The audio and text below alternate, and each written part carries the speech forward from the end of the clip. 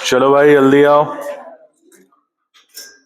तुम लोग इतना लेट क्यों करते हो यार? हम लेट करते हैं?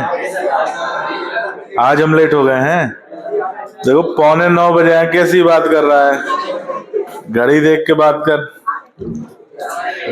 अभी क्लास शुरू होने में 15 मिनट बाकी है, वो शाम तक रहेगा। अच्छा चलने लगी क्या? ओके।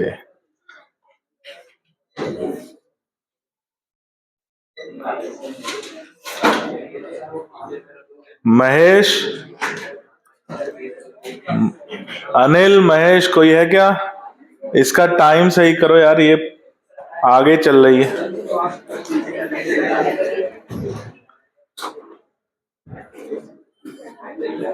देखो टाइम देखो, आधे घंटे पीछे चल रही भाई। उसकी बैटरी गई है, बैटरी चेंज करो। अरे उसमें बैटरी चेंज करो तब टाइम सही करो होगा।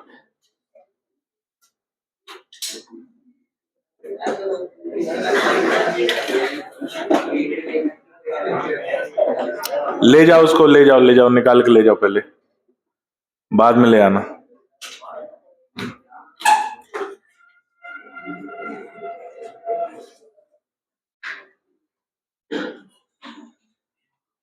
तो हम लोग बायोटेक्नोलॉजी पढ़ रहे थे। आज यार पढ़ने का मन नहीं कर रहा यार। कर रहा है ना, बहुत ज्यादा कर रहा है। चलो, तो बायोटेक्नोलॉजी पढ़ रहे थे और बायोटेक्नोलॉजी में एप्लीकेशन ऑफ बायोटेक्नोलॉजी का डिस्कशन चल रहा था। और एप्लीकेशन ऑफ बायोटेक्नोलॉजी में हमने पेस्ट रेजिस्टेंस प्लांट देख रहे थे। पीड़क रोधी, पीड़क रोधी बोलेंगे ना? हाँ, पेस्ट रेजिस्टेंट बोलो, पेस्ट रेजिस्टेंट। क्या बोलेंगे? पेस्ट, क्या बोलेंगे? पेस्ट रेजिस्टेंस ना, पेस्ट रेजिस्टेंट प्लांट। और उसमें एक हमने देखा था बीटी कॉटन को, और उसकी कहानी लिखी थी। दूसरा हमने देखा नीमेटोड रेजिस्टेंस इन प्लांट। तो जरा याद करेंगे कि नीमेटोड रेजिस्टेंस में टोबैको प्लांट की जड़ में एक नीमेटोड जो है संक्रमण करता है, आक्रमण करता है। उस नीमेटोड का नाम है मिलेडोगाइनी इनकॉग्निशिया। और ये नीमेटोड जड़ में आक्रमण करता है और गठान का निर्माण कराता है, नोड्यूल्स का निर्माण कराता है। और नोड्यूल्स के निर्माण से क्या होता है? उसकी जो उपज है वो कम हो जाती है। अब ऐसा संभव इसलिए हो पाया कि नीमेटोड की शारीरिक सतह पर एक संक्रमक प्रोटीन बनता है, उपस्थित होता है। और वो प्रोटीन बनता कहाँ है? उसके शरीर में उसको बनाने वाला जीन होता है। तो उसी संक्रमक प्रोटीन की सहायता से वो नीमेटोड जड़ की कोशिकाओं को या टोबैको प्लांट को अटैक कर पाता है। फिर हमने क्या किया कि हमने उसी टोबैको प्लांट का जो इन्फेक्शियस प्रोटीन, संक्रमक प्रोटीन बनाने वाला जीन है, उसको लिया और उसको अपना जीन ऑफ इंटरेस्ट बना दिया। और उसको एग्रोबैक्टीरियम के प्लाज्मिड की सहायता से, किसके प्लाज्मिड लिखा है ना? एग्रोबैक्टीरियम के प्लाज्मिड की सहायता से टोबैको प्लांट के अंदर भेज दिया। और जेनेटिक इंजीनियरिंग से उसमें दोनों जो डीएनए स्ट्रैंड है दोनों का ट्रांसक्रिप्शन कराया। और दोनों का ट्रांसक्रिप्शन कराया जबरदस्ती, फोर्सफुली। तो 2 मैसेंजर आरएनए बने, दोनों एक दूसरे के कॉम्प्लीमेंट्री थे और दोनों को फिर हमने जोड़ दिया। तो दोनों के जुड़ने से एक डबल स्ट्रैंडेड आरएनए बना यूकैरियोटिक कोशिका में, क्योंकि टोबैको प्लांट क्या है? यूकैरियोटिक कोशिका।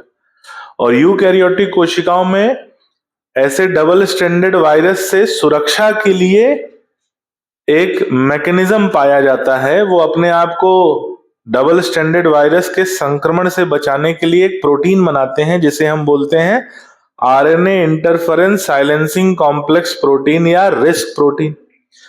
तो वो जो 2 स्ट्रैंड वाला मैसेंजर आरएनए होता है, डबल स्ट्रैंडेड वाला आरएनए होता है, उसमें एक सेंस स्ट्रैंड होता है और एक एंटी सेंस स्ट्रैंड। तो ये रिस्क प्रोटीन जाता है और किससे जुड़ जाता है? एंटी सेंस स्ट्रैंड से जुड़ जाता है और सेंस स्ट्रैंड को तोड़ देता है। तो सेंस स्ट्रैंड टूट जाता है तो सेंस स्ट्रैंड का ट्रांसलेशन नहीं हो पाता और जो प्रोटीन उससे बनना था वो प्रोटीन नहीं बन पाता। तो यहां पर भी वही होता है कि जब टोबैको प्लांट सेल में डबल स्ट्रैंडेड आरएनए बनता है तो टोबैको प्लांट उसको एक दुश्मन की तरह, है ना, शत्रु की तरह देखता है और उसके विरोध में क्या बनाता है? Risk protein. और वो रिस्क प्रोटीन भी उसके एंटी सेंस स्ट्रैंड से जुड़ जाता है और किसको तोड़ देता है? सेंस स्ट्रैंड को। अब अगर ये टोबैको सेल पर मिलेडोगाइनी यानी नीमेटोड आक्रमण करे तो ये रिस्क प्रोटीन और जो उसके साथ लगा हुआ एंटी सेंस स्ट्रैंड है वो किसके शरीर में चला जाएगा? नीमेटोड के शरीर में चला जाएगा। और वहां जाने के बाद जीन ऑफ इंटरेस्ट के सेंस स्ट्रैंड को तोड़ देगा।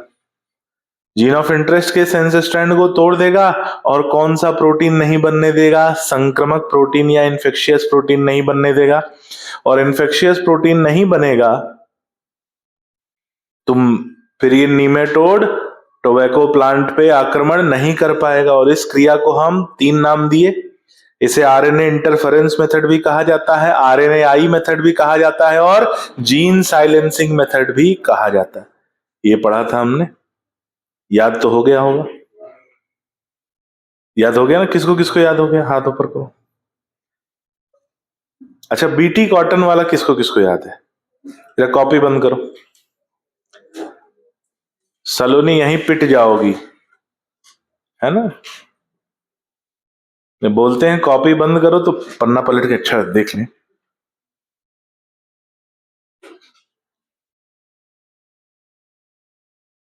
पढ़ के आए हो ना? कौन पढ़े? इतनी मेहनत कौन करे? चलो, मैं आपसे ऊल जलूल प्रश्न नहीं पूछूंगा, केवल काम के प्रश्न पूछूंगा जो नीट में आता है।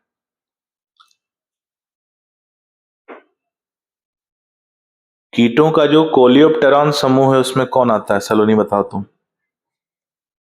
कोलियोप्टेरॉन समूह में तुम क्या सोचे? ये पूछूंगा कि बीटी कौन है? कॉर्न बोरर के लिए कौन सा जीन कार्य करता है?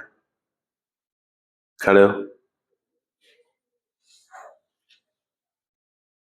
पढ़े लिखे लोग, बताओ कॉर्न बोरर के लिए कौन सा जीन काम करता है? हाँ, क्राई 1 एसी। शाबाश, वाह। हाँ रानी बताओ, तुक्के मार रहे हो सब? हाँ शीतल बताओ, एकदम सही जवाब। क्या बोला? क्राई 1 AB, शाबाश। क्राई 1 AC और cry 2 AB cotton ball warm के लिए है, क्राई 1 AB कॉर्न बोरर के लिए। बैठो।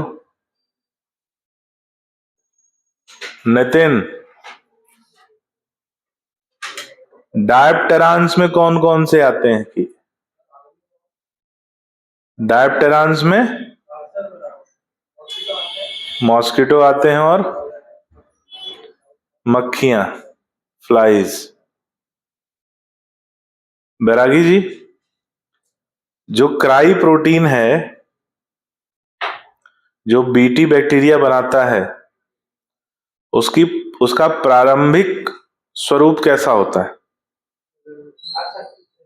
असक्रिय और क्रिस्टलीय। और किससे वो सक्रिय होता है? अल्काइन की अल्कलाइन? आप तो नहीं, आप समझाओ, हम तो बहुत कुछ समझ लेंगे। अल्कलाइन पीएच से। अच्छा, इसको बनाने वाला जो जीन है क्या नाम है उसका?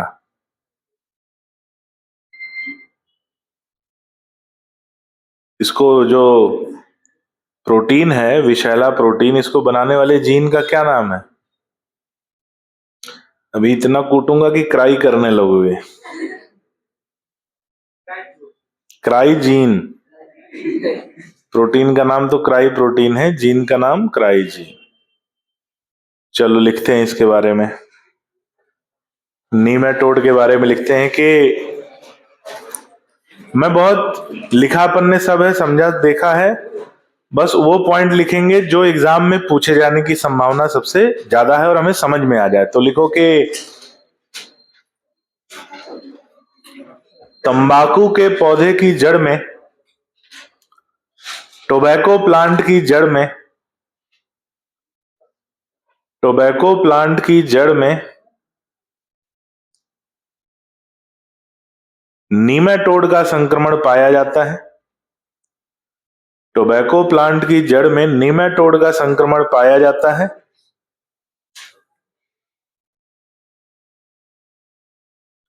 नीमेटोड का संक्रमण पाया जाता है जिसे मिलेडोगाइनी इनकॉग्निशिया, जिसे मिलेडोगाइनी इनकॉग्निशिया, जिसे मिलेडोगाइनी इनकॉग्निशिया, इनकॉग्निशिया कहते हैं।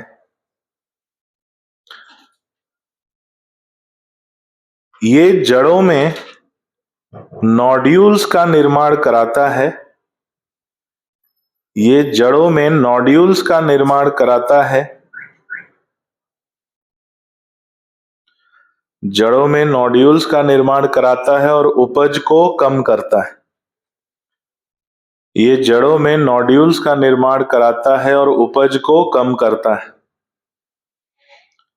किसको कम करता है? उपज को कराता है और उपज को कम करता है। अगला पॉइंट, नीमेटोड में उपस्थित एक जीन, नीमेटोड में उपस्थित एक जीन एक संक्रामक प्रोटीन बनाता है। नीमेटोड में उपस्थित एक जीन एक संक्रामक प्रोटीन बनाता है जिसकी सहायता से, जिसकी सहायता से ये जड़ में आक्रमण कर पाता है, जिसकी सहायता से ये जड़ में आक्रमण कर पाता है, जिसकी सहायता से ये जड़ में आक्रमण कर पाता है। अगला पॉइंट,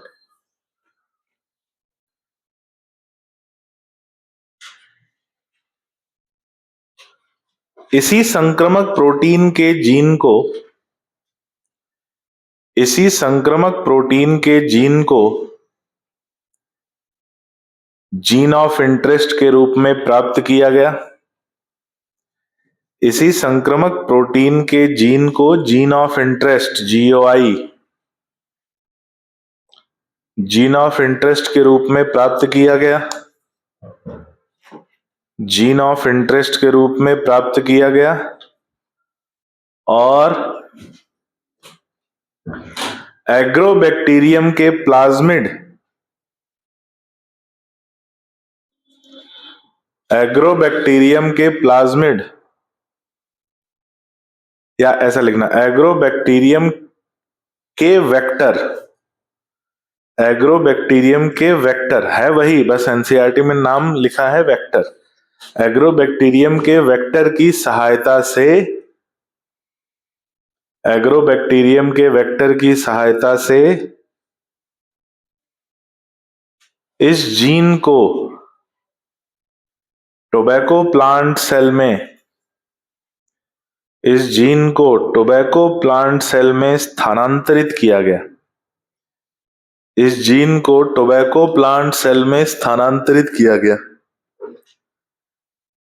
इस जीन को टोबैको प्लांट सेल में स्थानांतरित किया गया। कौन सी सेल में? टोबैको प्लांट सेल में। अगला पॉइंट लिखो, इस सेल में जेनेटिक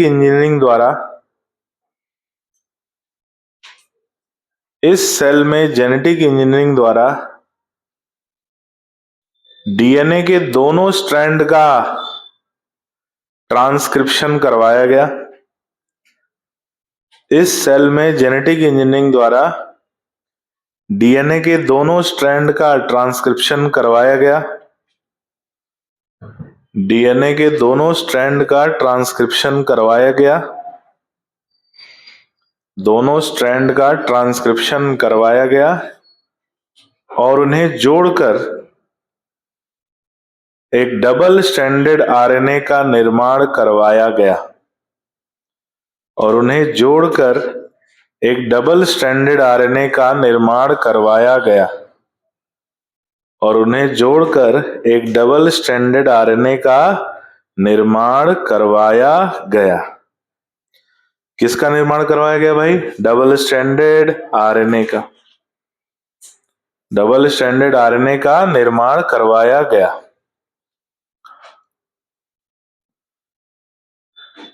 लिखो, यदि, अगला पॉइंट, यदि किसी यूकैरियोटिक कोशिका में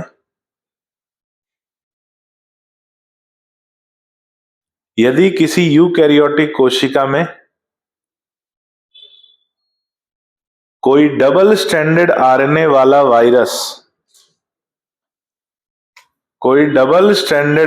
वाला वायरस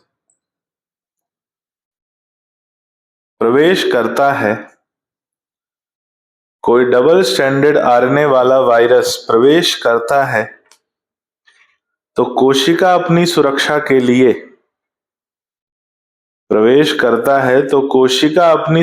के लिए रिस्क प्रोटीन संश्लेषित करती है।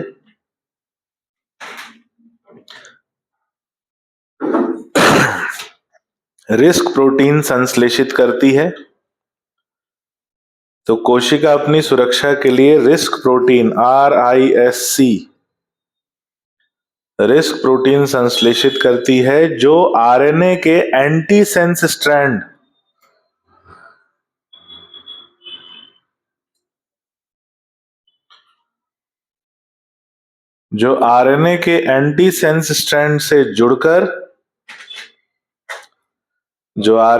एंटीसेंस स्ट्रैंड से जुड़कर सेंस स्ट्रैंड को तोड़ देता है। एंटीसेंस स्ट्रैंड से जुड़कर सेंस स्ट्रैंड को तोड़ देता है, जिससे संबंधित प्रोटीन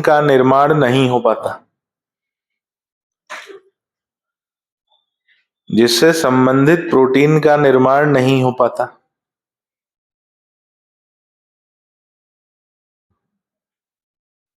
यही क्रिया टोबैको प्लांट सेल में पाई जाती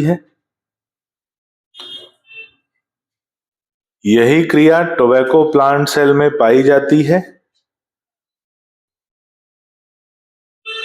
टोबैको प्लांट सेल में पाई जाती है, जिससे जीन ऑफ इंटरेस्ट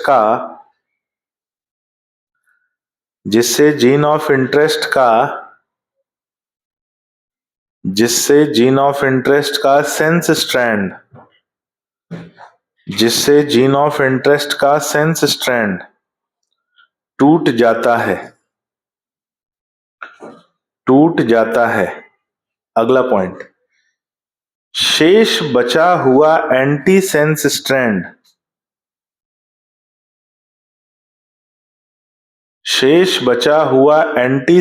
स्ट्रैंड और रिस्क प्रोटीन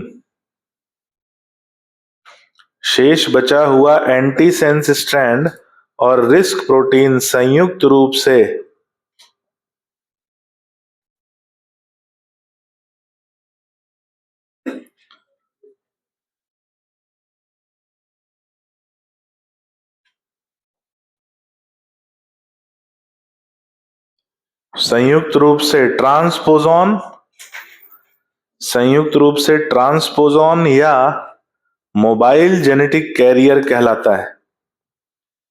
संयुक्त रूप से ट्रांसपोज़ोन या मोबाइल जेनेटिक कैरियर कहलाता है। ट्रांसपोजॉन या मोबाइल जेनेटिक कैरियर कहलाता है।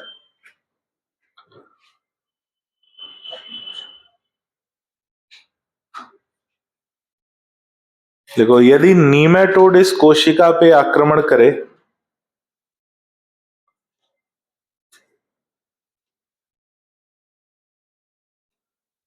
यदि नीमेटोड इस कोशिका पे आक्रमण करे तो ये संरचना नीमेटोड के शरीर में पहुंच जाती है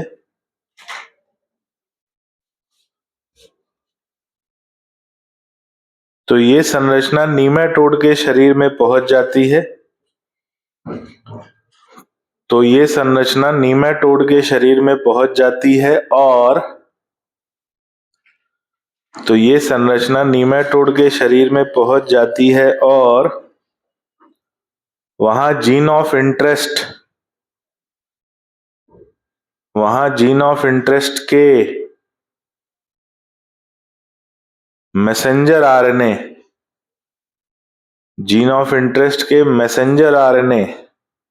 ब्रैकेट में लिखना सेंस स्ट्रैंड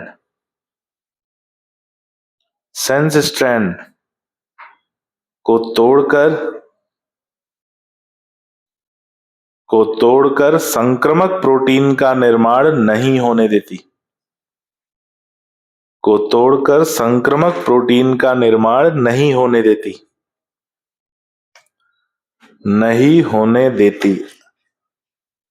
इस क्रिया को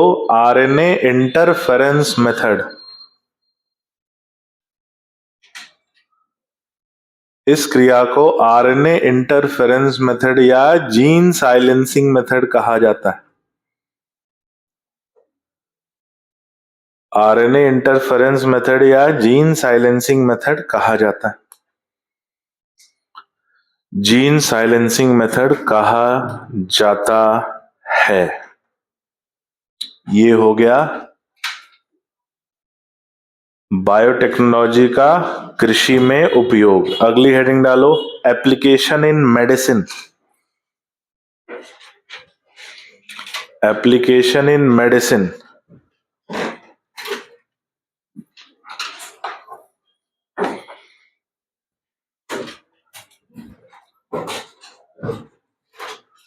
यानी चिकित्सा क्षेत्र में उपयोग। Application in medicine.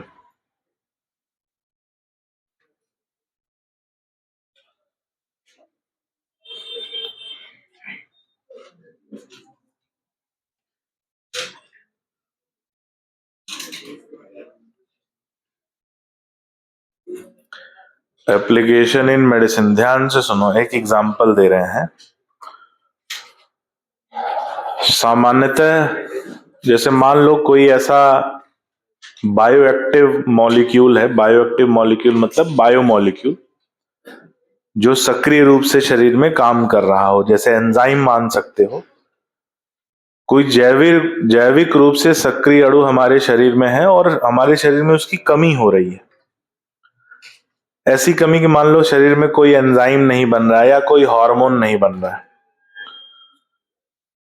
तो हम क्या करते थे, पहले के समय में क्या किया जाता था कि दूसरे जीवों के शरीर से उस रसायन को प्राप्त किया जाता था। जैसे इंसुलिन की बात करें तो इंसुलिन जब मानव में कम बनता था या जैसे जैसे उम्र बढ़ती है इंसुलिन का स्राव उसमें किसी कारण से कम हो गया, तो वो दूसरे जीवों से इंसुलिन ले रहा है। दूसरे जीवों में किसको इस्तेमाल किया जाता था? सामान्यतः मवेशियों को, कैटल्स को और पिग को इस्तेमाल किया जाता था। उनके पैंक्रियाज से इंसुलिन को प्राप्त किया जाता था। लेकिन वो बाहरी उत्पत्ति का प्रोटीन है और बाहरी उत्पत्ति का प्रोटीन एंटीजन के समान काम करता है। तो कई बार उसकी वजह से कुछ लोगों में इम्यून सिस्टम की संवेदनशीलता, अति संवेदनशीलता, हाइपर सेंसिटिविटी विकसित हो जाती है और शरीर वो बाहरी प्रोटीन को रिजेक्ट कर देता और उसके दुष्प्रभाव शरीर में विकसित होते थे। तो फिर सोचा गया कि इसका सॉल्यूशन क्या है, तो पता चला कि अगर हम रिकॉम्बिनेंट डीएनए टेक्नोलॉजी का यूज करते हैं तो हमें ऐसे ड्रग्स या ऐसे उपाय या ऐसी मेडिसिन मिलेगी जिसके शरीर पर हानिकारक प्रभाव नहीं मिलते, और इसलिए मेडिसिन में इस्तेमाल किया जाता है। एक ये कारण था किसको इस्तेमाल करने का, बायोटेक्नोलॉजी को इस्तेमाल करने का मेडिसिन में। तो लिखो कि बायोटेक्नोलॉजी क्रियाओं द्वारा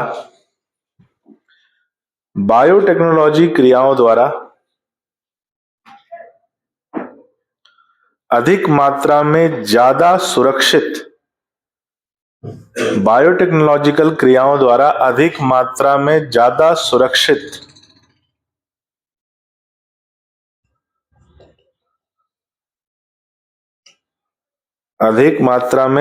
सुरक्षित थेरापेटिक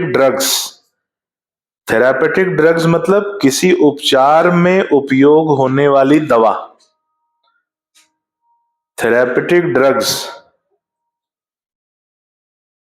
बनाए जा सकते हैं, थेरापेटिक ड्रग्स बनाए जा सकते हैं।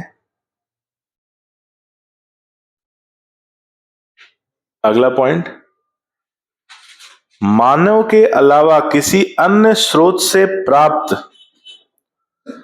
मानव के अलावा किसी अन्य स्रोत से प्राप्त, किसी अन्य स्रोत से प्राप्त उत्पाद से कई प्रकार की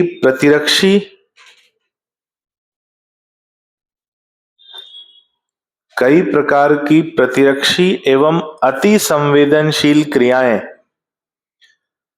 कई प्रकार की प्रतिरक्षी एवं अति संवेदनशील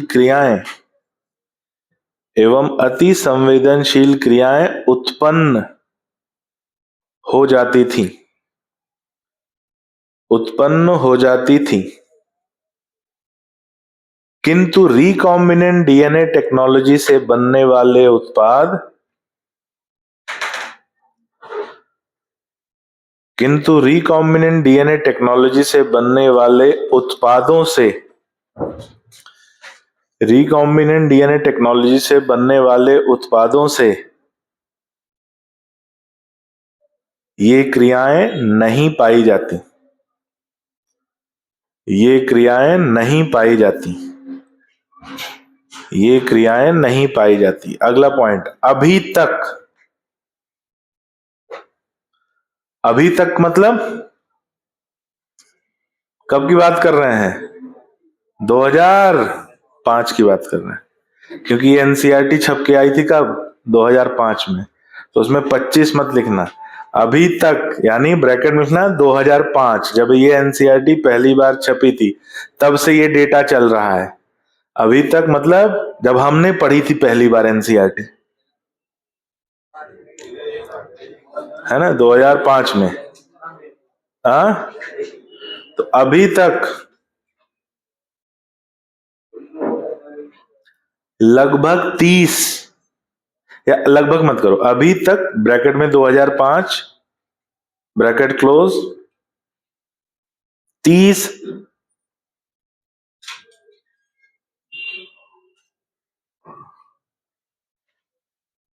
recombinant therapeutic drugs,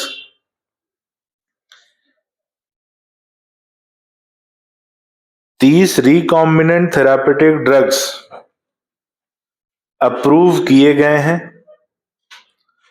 recombinant therapeutic drugs approve किए गए हैं। अप्रूव किए गए मतलब उनको मान्यता मिली है, और उसमें से 12 भारत में उपलब्ध हैं, और उसमें से 12 भारत में उपलब्ध हैं, उसमें से 12 भारत में उपलब्ध हैं। ये डेटा कब का है, 2005 का। अगर ये डेटा मॉडिफाई हुआ, एनसीईआरटी में चेंज होके आया, तो हाँ, मतलब कोई हैरानी नहीं कि वो 30 की जगह 30,000 लिखा हो, और 12 की जगह 1200 या 10,000 5,000 क्या लिखा हो, क्योंकि आज का डेटा ये नहीं है। ये कब का डेटा है,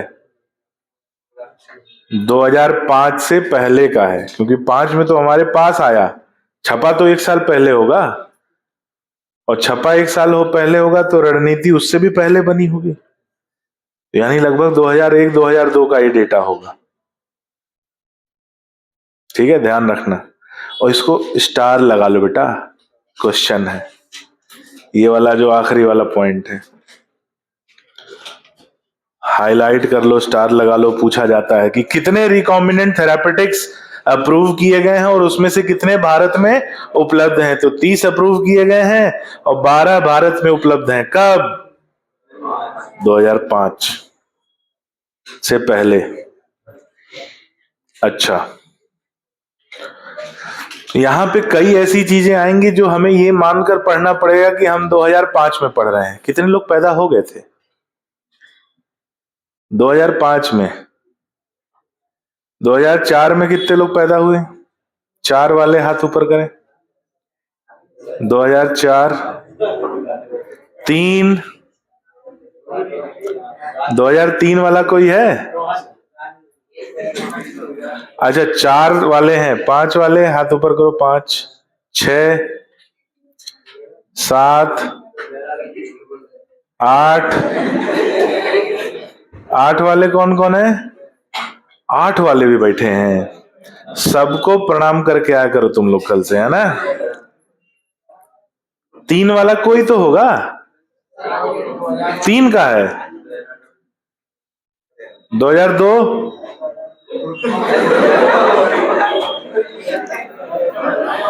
क्या हड़प्पा की खुदाई में निकले थे क्या तुम? 1,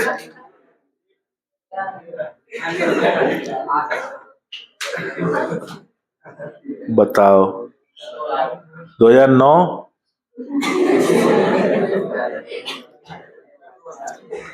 8 तक के लोग हैं, बताओ।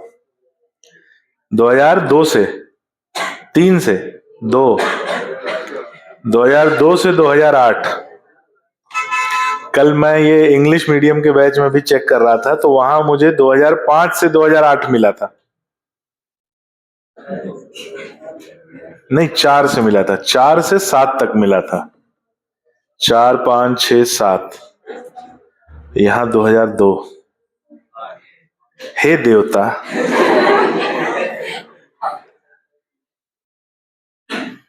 ठीक है, कल से सब लोग राहुल भैया को नमस्ते करेंगे। बैरागी जी कब अवतरित हुए थे आप? 2005 में, जब हम 10वीं पास किए थे। बताओ, तुम लोग रियलाइज करा रहे हो कि हम बुढ़े हो गए? क्यों, सही बात ना? तुम लोग मुझे इस बात की अनुभूति दे रहे हो कि सर आप बुढ़े हो गए। नहीं, लगते नहीं हैं, लेकिन क्या उम्र? नहीं नहीं, अभी रिटायरमेंट खत्म हुआ मेरा।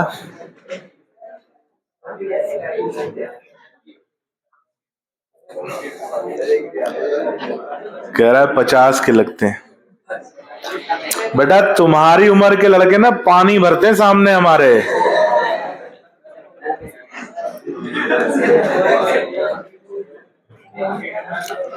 और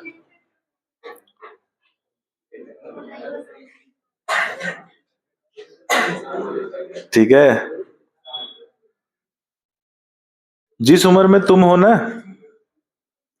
उस उम्र में व्यक्ति के उसके पास केवल दिमाग में ख्याल ही होते हैं, और जिस उम्र में हम हैं, ख्याल छोड़ के सब होते हैं।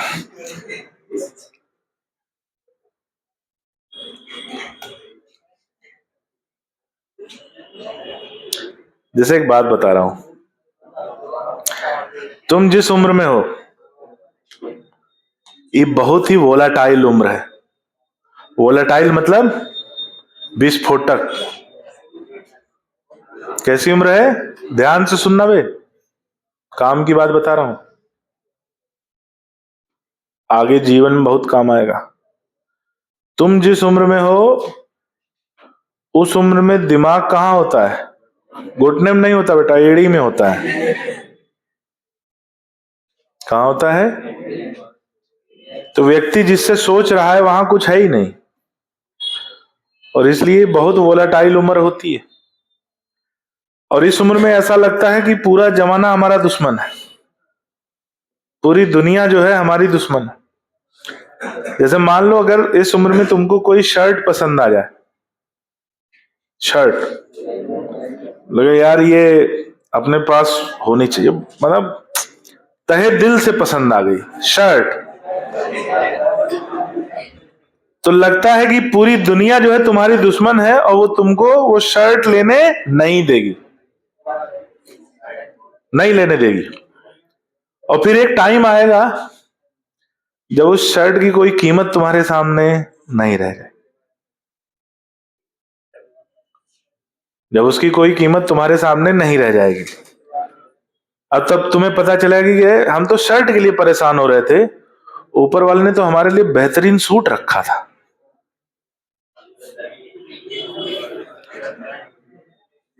है ना, ये बात बहुत बड़ी है, इसका सार समझ जाओ ना तो इंसान बन जाओगे, नहीं तो 5 साल 10 साल बाद इन्हीं चौराहों पे नजर आओगे।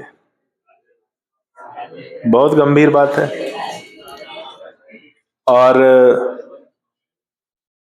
ये जो उम्र है, जिस उम्र में तुम हो, इतनी एनर्जी होती है शरीर में। जैसे तुम्हारी उम्र में जब हम थे ना, अब बुढ़ापा आ गया है, ये इसकी जो गंध है ना बहुत तेज लगती है।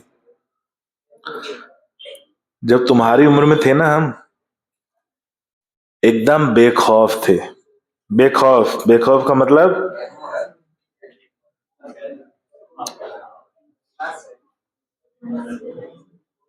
अनडिफाइनेबल, शेर नहीं बब्बर शेर, मतलब किसी चीज का डर ही नहीं था। पापा का भी डर एक समय के बाद खत्म हो जाता है। 12वीं पास हुए, पापा का डर खत्म, फिर पापा एक दोस्त हैं जो घर पे हैं और तुम घर के बाहर हो। ये उम्र बहुत खतरनाक होती है। मतलब तुमको लगता है कि बागी हैं हम, बगावत छेड़ दें। और कोई ऐसे आदमी ना उस उम्र में ऐसा लगता है कोई ऐसे टेढ़ा देख दे या टेढ़े बात कर दे, मन करता है इसको फाड़ डालेंगे। ये बहुत, अरे किसी ने ऐसा अनुभव किया किया है ना? हाँ सर, रोज होता है, तो रोज शाम को, नहीं नहीं सर, ये हमेशा होना चाहिए अनुभव। यही इस आयु की सबसे खूबसूरत बात है। और ज्यादा बोलना स्वास्थ्य और शरीर दोनों के लिए हानिकारक होता है। ज्यादा बोल, स्वास्थ्य तो खराब होता ही है, जब छील देते हैं ना लोग शरीर भी खराब। इस बात को ध्यान से सुनना। इसलिए इस समय में अपनी ऊर्जा को, इतनी एनर्जी रहती शरीर में, मन करता किसी को मार दे, मर जाए वो। और सोचने समझने की क्षमता खत्म। फिर जैसे जैसे यहां से तुम आयु में आगे बढ़ोगे, 24-25 तक जाओगे ना, फिर धीरे धीरे डर विकसित होगा। किसका डर? अपनी जिम्मेदारियों का डर, अपनी मेहनत का डर, उस चीज का जो मेहनत से पाया है और वो खो ना जाए। वहां से व्यक्ति जिम्मेदार बनना शुरू होता है।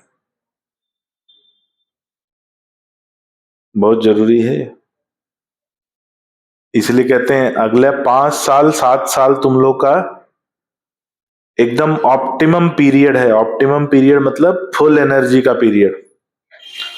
25-26 क्रॉस करोगे, फ्रस्ट्रेशन आना शुरू होगा। अगर 25-26 तक वो अचीव कर लिए जो करना चाहते हो तो पूरी जिंदगी एंजॉय करोगे। लेकिन अगर उसके बाद आप वो या तो उस प्रोसेस में चलते रहो तो ऊर्जा बनी रहेगी, या उस प्रोसेस से अगर बाहर हो गए ना तो फिर अवसाद आना शुरू होता है। इसलिए कह रहे हैं ये तुम लोग का गोल्डन टाइम है। अपन ने पढ़ा था ना Devonian period, this is your golden time. इस गोल्डन टाइम को बेहतरीन तरीके से इस्तेमाल करो। जीवन में जो बनना चाहते हो अगले 10 साल में वहां पहुंच जाओगे। जो बनना चाहते हो या तो पहुंच जाओगे या तो प्रोसेस शुरू हो जाएगा। डॉक्टर बनना चाहते हो तो 10 साल बाद तुम फुल टू डॉक्टर बन के निकल आओगे। आईएएस बनना चाहते हो तो 10 साल के अंदर तुम अपने आप को आईएएस की पोजीशन पर देख सकते हो। 10 साल हैं तुम्हारे पास, मेहनत करो जो करना चाहते हो। कई ऐसे काम हैं जो उसके बाद भी हो सकते हैं, उनको अभी करना जरूरी नहीं है। नेतागिरी उसके बाद भी हो सकती है, उसके लिए कोई आयु, लेकिन कुछ चीजें आयु वाली हैं, ये समय के साथ होनी चाहिए, उसको करो। अगला 10 साल है पूरी जान, ये मत सोचो कि मैं 10 साल के, ये नहीं कि 10 साल नीट का तैयारी कर रहे हो, फालतू काम है। सबकी अपनी अपनी क्षमता होती है, मैं नहीं कहता, लेकिन मेरा जो मानना है अगर आप प्रोसेस में चल रहे हो, रोज इंप्रूव कर रहे हो तो उसको करो, लेकिन अगर आप मक्कारी कर रहे हो तो प्रोसेस से बाहर हो जाओ। ईमानदारी से लगे हो तो लगे रहो, ईमानदार होना जरूरी है। तुम्हें अपने ऊपर विश्वास होना चाहिए। अगर तुम्हें अपने ऊपर विश्वास है तो लगो, क्योंकि दुनिया तुम्हारे ऊपर तभी विश्वास करेगी जब तुम अपने ऊपर विश्वास करो। तो पहला विश्वास किसका? खुद का। भाई तुम डॉक्टर बन जाओगे, तुमको अपने ऊपर विश्वास ही नहीं कि तुम इलाज कर पाओगे कि नहीं कर पाओगे, तो दुनिया तुम्हारे ऊपर कैसे इलाज करेगी? मान लो तुम पायलट बन गए, तुमको अपने ऊपर विश्वास ही नहीं कि तुम हवाई जहाज उड़ा तो पाओगे, लैंड होगा कि नहीं, तो लोग तुम्हारे ऊपर कैसे विश्वास करें? तो पहला विश्वास किसका? खुद का। और ये विश्वास बहुत बड़ी चीज होती है। कॉन्फिडेंस जो है ना, ओवर नहीं होना चाहिए, लिमिट के अंदर होना चाहिए। असलियत से वाकिफ होना जरूरी है। हमारी क्षमताएं क्या हैं? भाई हमारी क्षमता 300 नंबर लाने की है, तो हम 700 नंबर का सपना देखें, प्रयास करें, लेकिन अभी ये ना सोचें कि हम 300 हैं और जंप लगा के 700 चले जाएंगे। रोज इंप्रूवमेंट होता है, डेली इंप्रूवमेंट होता है। ठीक है, हर किसी को अपनी मेहनत का तो मिलेगा ही, अपनी मेहनत का मिलेगा। आगे बढ़ते हैं, आगे आते हैं कि जो मेडिसिन में रिकॉम्बिनेंट डीएनए टेक्नोलॉजी का या बायोटेक्नोलॉजी का उपयोग किया जाता है, वो मुख्यतः 2005 से पहले की बात करें तो 3 क्षेत्रों में किया गया है। मेडिसिन में भी 3 कार्यों के लिए मुख्यतः उपयोग किया गया है। तो लिखो कि मेडिसिन में रिकॉम्बिनेंट डीएनए टेक्नोलॉजी का उपयोग, मेडिसिन में रिकॉम्बिनेंट डीएनए टेक्नोलॉजी का उपयोग मुख्यतः 3 कार्यों के लिए किया गया है। और ये कब से पहले की बात है? 2005 से पहले की बात है। 3 कार्यों के लिए किया गया है। एक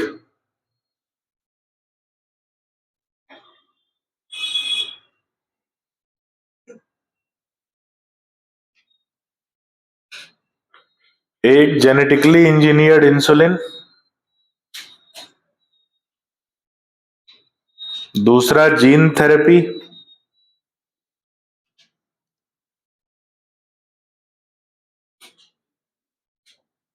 एक जेनेटिकली इंजीनियर्ड इंसुलिन, दूसरा जीन थेरेपी और तीसरा molecular diagnosis.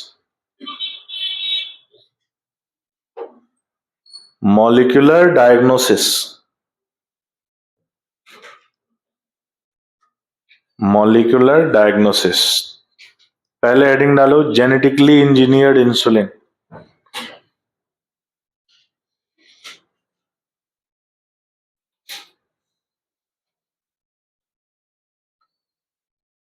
Genetically engineered insulin.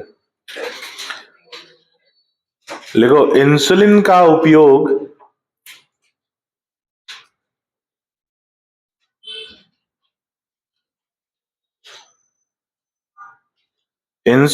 उपयोग ऑनसेट डायबिटीज को मैनेज करने के लिए,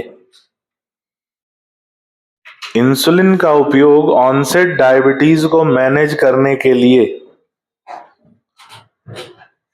इंसुलिन का उपयोग ऑनसेट डायबिटीज को मैनेज करने के लिए किया जाता है। अगला पॉइंट, पूर्व में बाहरी स्रोत के रूप में, पूर्व में बाहरी स्रोत के रूप में इंसुलिन, पूर्व में बाहरी स्रोत के रूप में इंसुलिन मवेशियों और सूअर से प्राप्त किया जाता था। बाहरी स्रोत के रूप में इंसुलिन मवेशियों और सूअर से प्राप्त किया जाता था।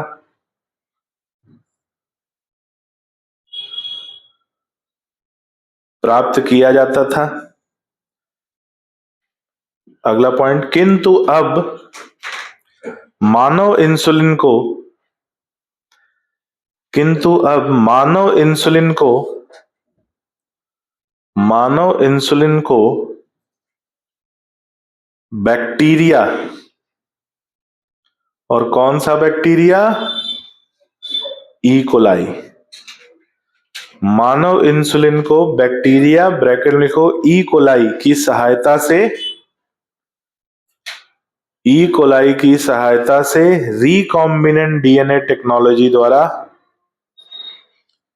सहायता से रिकॉम्बिनेंट डीएनए टेक्नोलॉजी द्वारा, रिकॉम्बिनेंट डीएनए टेक्नोलॉजी द्वारा बनाया जा सकता है।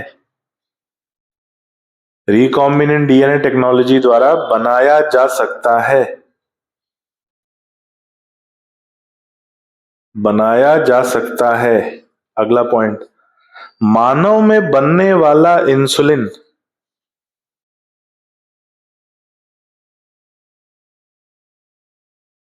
मानव में बनने वाला इंसुलिन एक प्रो हार्मोन होता है।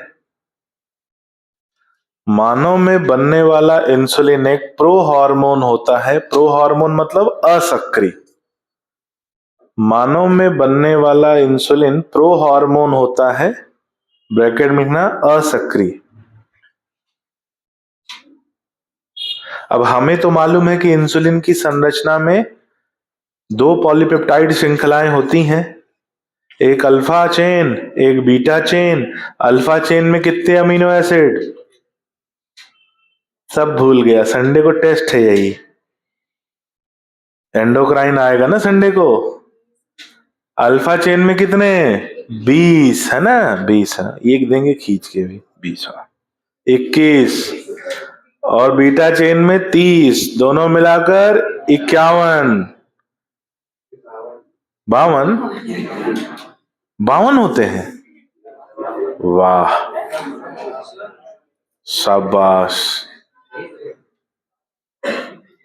किसको सही सही मालूम, जरा हाथ ऊपर करो तो। इंसुलिन की संरचना, अमीनो अम्ल कितने होते हैं, कौन कौन सी से, किसको मालूम है? हाथ ऊपर करो।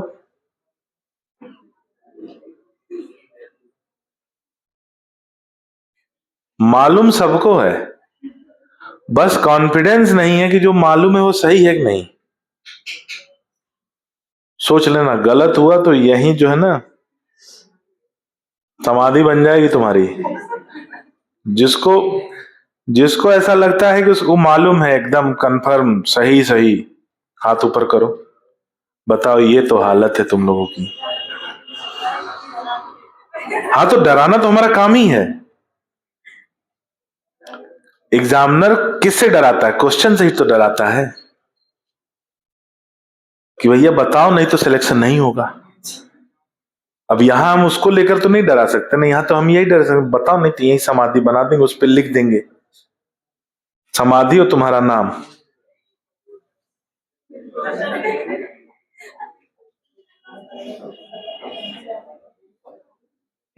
बताओ, ये तो हालत है। ये लोग संडे को टेस्ट देने जा रहे हैं।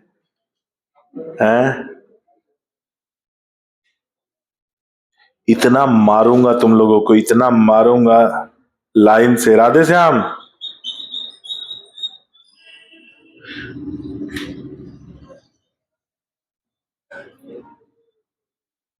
इतना मारूंगा इंसान बन जाओगे।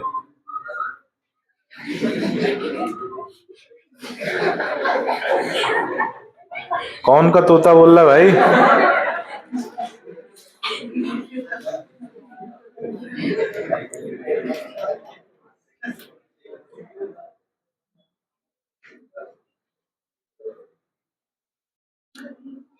इंसुलिन की संरचना में दो श्रृंखलाएं होती हैं, आखिरी बार बोल रहा हूं, ध्यान सुनना।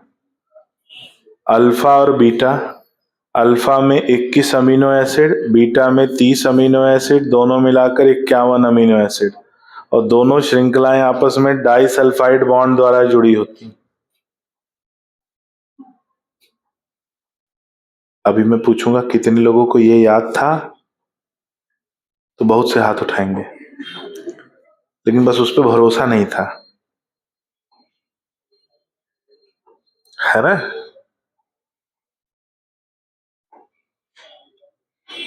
ये तो हालत है। चले हैं डॉक्टर बनने, कंपाउंडर बनने की औकात नहीं है, डॉक्टर बनने चले हैं।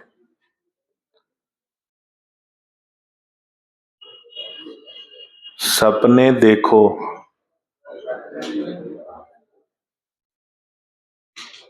लेकिन उसके लिए मेहनत भी करो।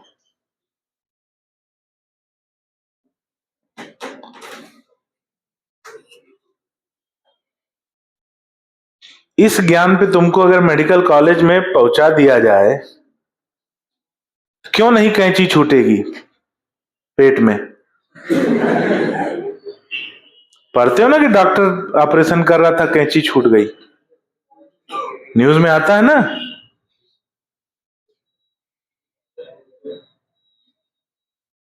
कितने लोगों को लगता है कि कैंची छूटना सामान्य बात है? कितने लोग लगता है नहीं, लापरवाही है? कितने लोगों को लगता है? समझो एक बात को, वो कैंची नहीं होती है। कभी भी सर्जरी में कैंची इस्तेमाल नहीं की जाती, ध्यान से सुनो। पहली बात, वो दिखती कैंची जैसी है, उसमें धार नहीं होती है। अब होता क्या है कि जैसे मान लो किसी का ऑपरेशन कर रहे हैं, तो अलग अलग तरह की ब्लड वेसल्स होती हैं।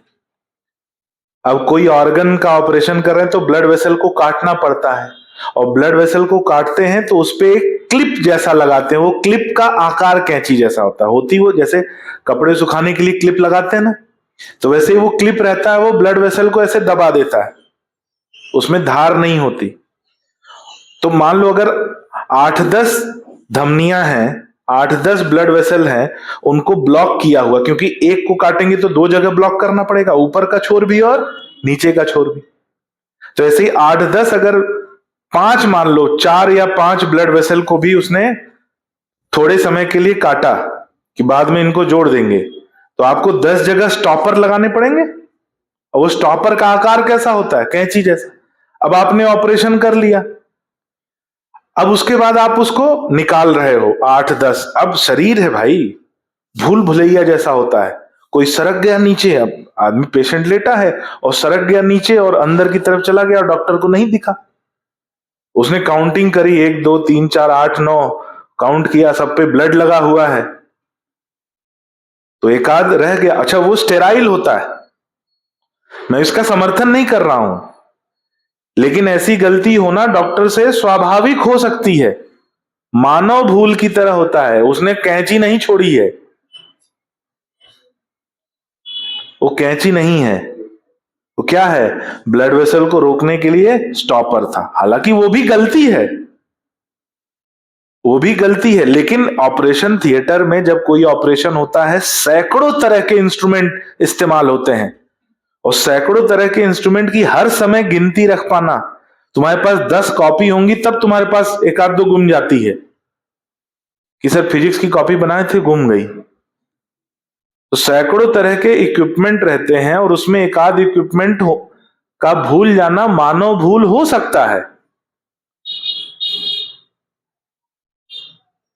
लेकिन इसका मैं ये नहीं कि उसका समर्थन कर रहा हूं, लेकिन ये बोलना कि डॉक्टर ऑपरेशन किया और कैंची छोड़ दिया, भाई 10 कैंची तो वो अंदर ही रखा था, निकाल रहा था, एक आध छूट गई।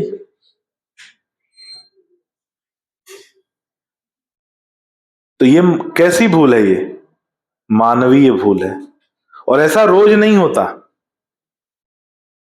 करोड़ों में एक आध केस ऐसा मिलेगा। हजारों लाखों डॉक्टर हैं, दिन भर में हजारों ऑपरेशन कर रहे हैं, यानी करोड़ों की संख्या में ऑपरेशन हो रहा है, और कहीं एक आध में ऐसा हो जाता है। अब क्या है, ब्लड वेसल को साफ करने के लिए पट्टी का इस्तेमाल होता है। पट्टी होती ना, जो मरहम पट्टी का, तो अंदर कहीं पर इस्तेमाल किया और ऑपरेशन करो, वो हाथ से छूट गया, और छूट गया वो अंदर चला गया, और दिख भी नहीं रहा कहां गया, और आदमी भूल गया कि कहां गया। तो वो फिर उसको गॉज पीस बोलते हैं, वो गॉज पीस रह गया। तो ये भी मानवीय भूल होती है। हालांकि ये भूल है, गलती है, लेकिन ऑपरेशन में कैंची इस्तेमाल नहीं होती बेटा, ये बात जान लो। सर्जिकल ब्लेड इस्तेमाल होता है, कपड़ा नहीं काट रहे हैं। वो देखने में कैंची जैसा दिखता है, लेकिन उस पर लॉक होता है, स्टॉपर होता है, वो एक तरह से क्लिप होती है, उसका आकार कैंची जैसा होता है, कैंची नहीं होती वो। सोचो, न्यूज वाले अरे कैंची छोड़ दिया, अब आदमी सोच अरे बताओ कैंची घूम रही है, कहीं घुस गई तो? भाई कैंची है, शरीर में घूम रही है, आदमी करवट लिया और कैंची का नुकीला भाग इधर आ गया।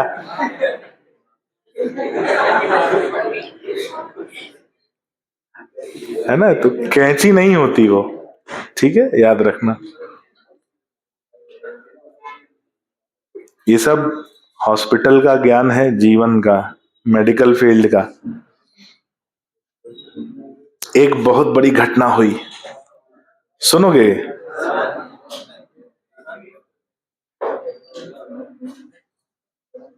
शायद मैंने बताया होगा।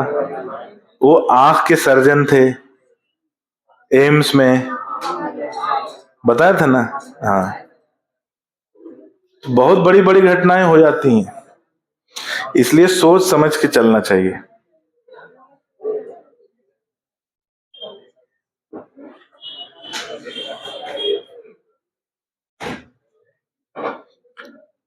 अच्छा, डॉक्टर जो है ना, सबसे सॉफ्ट टारगेट होता है हॉस्पिटल में। सॉफ्ट टारगेट, समझो तुम डॉक्टर हो,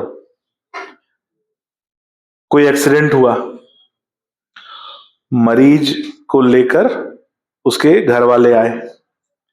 अब तुम्हारे अस्पताल में वो सुविधाएं ही नहीं है कि तुम उस एक्सीडेंट केस को हैंडल कर पाओ, और तुम्हें उतनी इमरजेंसी हैंडल करने का अनुभव ही नहीं है। तो तुम क्या करोगे? मना करोगे ना, भैया हम नहीं कर पाएंगे, तब भी मारेगा। और तुमने अगर एडमिट कर लिया जबरदस्ती में, उसको नहीं बचा पाए, तब भी मारेगा। तो सबसे सॉफ्ट टारगेट किसको लोग सोच लेते हैं? डॉक्टर। लोग सोचते हैं डॉक्टर नहीं है वो, चमत्कारी है, कुछ ऐसा, ओम फट स्वाहा। तो यहां पर ना, और जो मरीज और उसके घर वाले होते हैं ना, वो उनमें संवेदनशीलता की आप उम्मीद मत करो। तो सबसे पहला टारगेट कौन बनता है? इसीलिए सुनते ना, अस्पतालों में, खासकर सरकारी अस्पतालों में डॉक्टरों के साथ हिंसाएं इतनी अधिक होती हैं, क्योंकि वो सबसे आसान टारगेट होते हैं। बहुत दुर्भाग्य की बात है ये।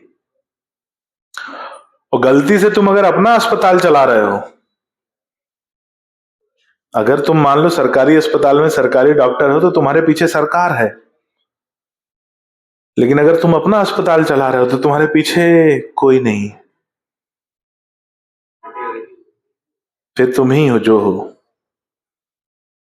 और तब संवेदनशीलता और ज्यादा, इसीलिए सरकारी अस्पताल में जो डॉक्टर होते हैं ना, जनरली अगर बहुत ज्यादा उम्र के हैं, 50 के ऊपर के हैं, तो उनमें थोड़ी संवेदनशीलता होती है। लेकिन नए डॉक्टर हैं, 25, 30, 35 साल के अगर हैं, तो उनमें संवेदनशीलता नहीं, बहुत रूड होते हैं, बहुत कड़वा बोलने वाले, और अपनी एटीट्यूड में रहना, तभी वो पिटाई उनकी ज्यादा हो जाती है ना। संवेदनशीलता उनमें नहीं होती। और आप कभी देखोगे ना, जो जितना बड़ा डॉक्टर होगा, जितना पुराना डॉक्टर होगा, जितना अनुभवी डॉक्टर होगा, वो उतना ही पोलाइट होगा,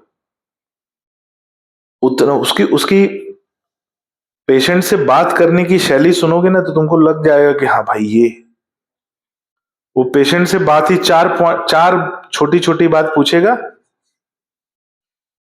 और आप कभी गए हो ऐसे, कभी तबीयत खराब हुई, कोई बहुत पुराना डॉक्टर आपको देखने आया हो, तो पूछेगा अरे भाई क्या हो गया। मतलब वो उसका मोटिव ही रहेगा कि आप में जो अपने रोग को लेकर, अपनी बीमारी को लेकर जो हताशा है, वो हताशा ही सबसे पहले दूर की जाए, इलाज तो बाद में होगा।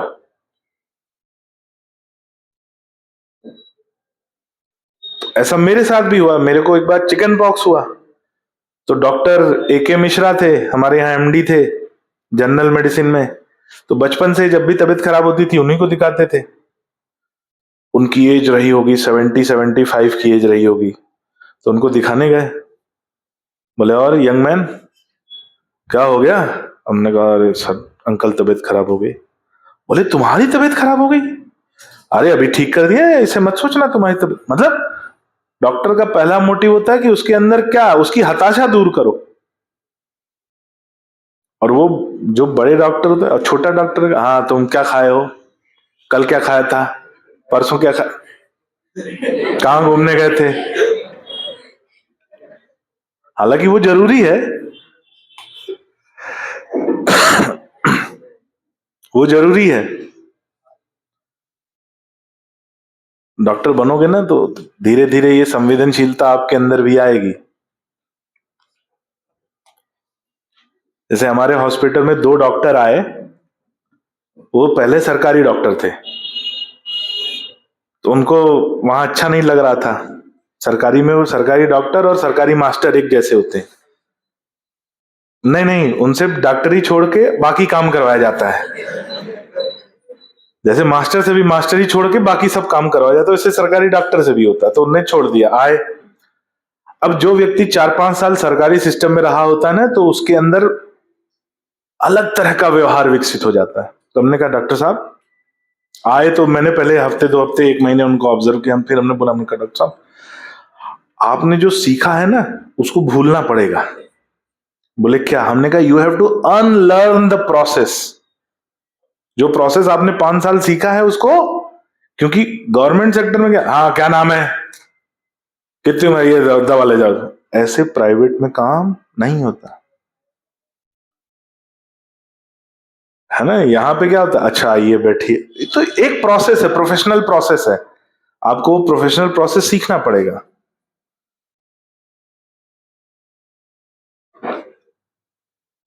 बहुत केवल पढ़ाई से ही सब कुछ नहीं होता। पढ़ाई एक पार्ट है, बहुत जरूरी है। शब्दों का उपयोग करने आना चाहिए,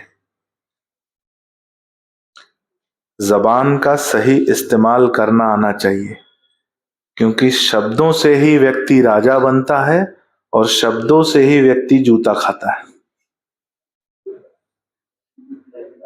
मोदी जी देखो, भाइयों बहनों बोलते बोलते प्रधानमंत्री बन गए। और मैं दूसरे किसी की बात नहीं करूंगा कौन जूता खाता है, लेकिन अगर कोई व्यक्ति आपको कुछ उल्टा सीधा बोल दे, तो आप क्या करोगे? सबसे खतरनाक हथियार क्या है? जबान सबसे खतरनाक हथियार है, और सबसे बड़ी ढाल भी है।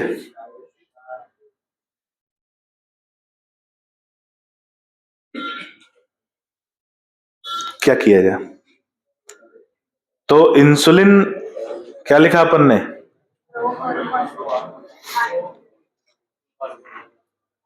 लिखा क्या? स्टेटमेंट बोलो पहले। मानव में बनने वाला इंसुलिन एक प्रो हार्मोन होता है जो असक्रिय रूप में पाया जाता है। असक्रिय लिख लिया है? हाँ, जो असक्रिय रूप में पाया जाता है। अब हमने तो पढ़ा है कि इसमें 2 श्रृंखलाएं होती हैं, लेकिन जब ये असक्रिय रूप में होता है तो इसमें कितनी श्रृंखलाएं होती हैं? 3। तो लिखो कि इसमें 3 पॉलीपेप्टाइड श्रृंखलाएं पाई जाती हैं।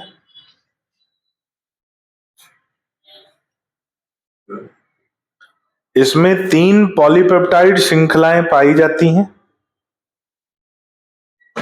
इसमें 3 पॉलीपेप्टाइड श्रृंखलाएं पाई जाती हैं। चेन ए, जिसको हम लोग अल्फा बोलते हैं, चेन बी, जिसको हम लोग बीटा बोलते हैं, और एक सी पॉलीपेप्टाइड चेन।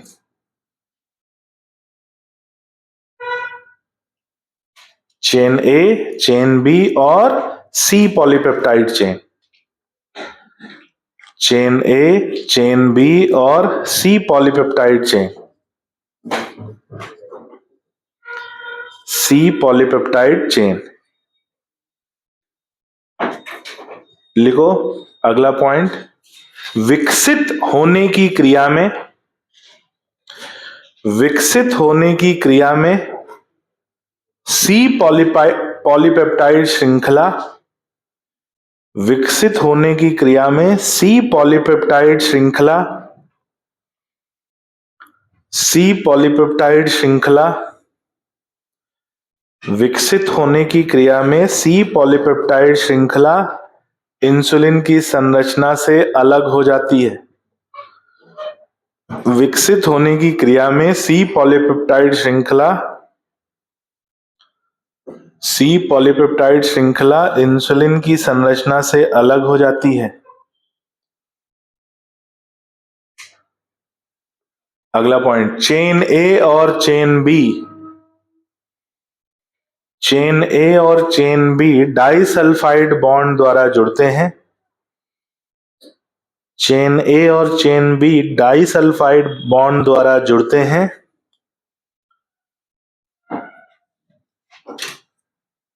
चेन ए और चेन बी डाइसल्फाइड बॉन्ड द्वारा जुड़ते हैं, जिससे एक विकसित सक्रिय इंसुलिन का निर्माण होता है। जिससे विकसित सक्रिय इंसुलिन का निर्माण होता है।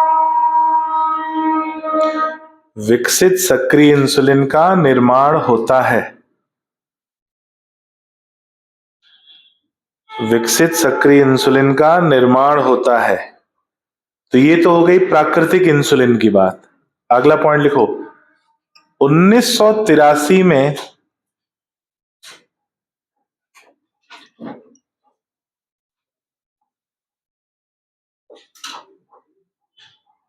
1983 में एली लिली एक अमेरिकन कंपनी ने, एली लिली एक अमेरिकन कंपनी ने, एली लिली एक अमेरिकन कंपनी ने 2 डीएनए खंड विकसित किए।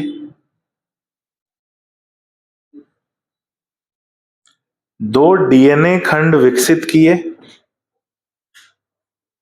जो ए और बी श्रृंखला, जो ए और बी श्रृंखला को बनाने वाले जीन के, जो ए और बी श्रृंखला को बनाने वाले जीन के समान थे।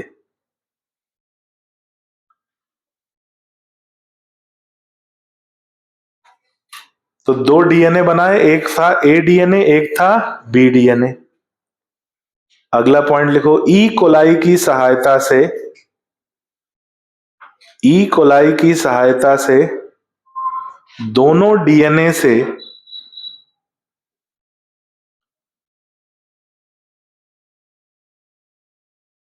ई कोलाई की सहायता से दोनों डीएनए से अलग अलग पॉलीपेप्टाइड श्रृंखला,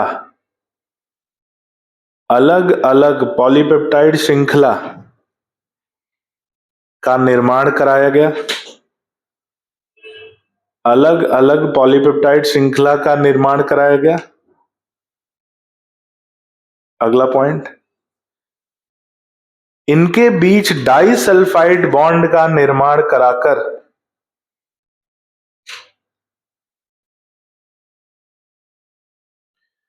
इनके बीच डाइसल्फाइड बॉन्ड का निर्माण कराकर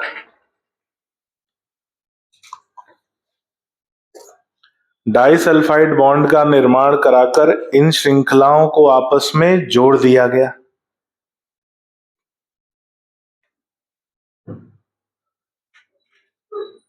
इन श्रृंखलाओं को आपस में जोड़ दिया गया जिससे कृत्रिम मानव इंसुलिन आर्टिफिशियल ह्यूमन इंसुलिन जिससे कृत्रिम मानव इंसुलिन का निर्माण हुआ।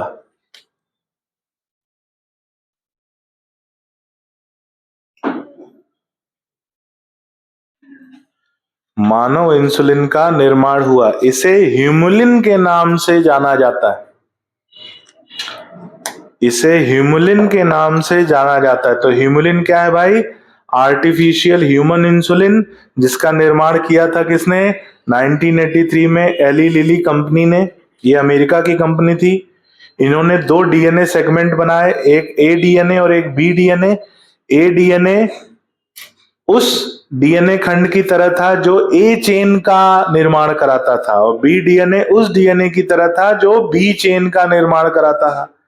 तो दोनों डीएनए से अलग अलग श्रृंखलाएं बनाई गई और दोनों श्रृंखलाओं को आपस में फिर जोड़ा गया। तो इनके बीच किसका निर्माण करा गया? डाइसल्फाइड बॉन्ड का। जुड़ने के बाद कृत्रिम ह्यूमन इंसुलिन बना, आर्टिफिशियल ह्यूमन इंसुलिन बना, जिसका ट्रेड नेम, ये जो नाम है ये क्या है? Trade name. ट्रेड नेम मतलब व्यवसायिक नाम उसका क्या है? ह्यूमुलिन। तो आज जो ह्यूमुलिन है वो आर्टिफिशियल ह्यूमन इंसुलिन है जो मार्केट में अवेलेबल है। ठीक है, ये हो गया किसके बारे में? जेनेटिकली इंजीनियर्ड इंसुलिन के बारे में। चलो आज बस इतना काफी है।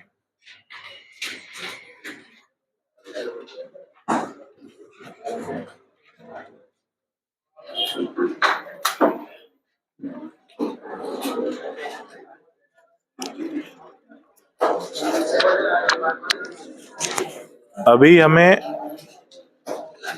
हमें इसमें एक क्लास और लगेगी। ठीक है, जो सिलेबस है वो ये चैप्टर कंप्लीट हो जाएगा, मतलब ये चैप्टर हमारा कंप्लीट